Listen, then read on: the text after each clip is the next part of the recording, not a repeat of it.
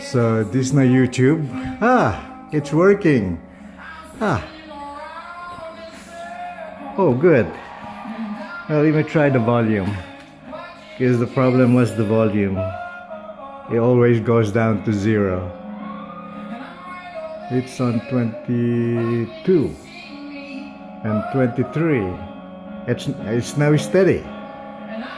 Now this is without the cover. Once I put in this cover right here, which is a metal, I'm not very sure that the magnetic interference or whatever that causes the volume to be out of control. It just goes down, as I said. Once I put that cover back, I hope that I'm going to get this same result. I'm so glad I did it. It took me about almost an hour over everything here. Removing it from the wall right there, removing the cover, cleaning it up, getting all the tools ready, cutting this cardboard here, putting it there to cover the speakers. It worked well. I'm so glad.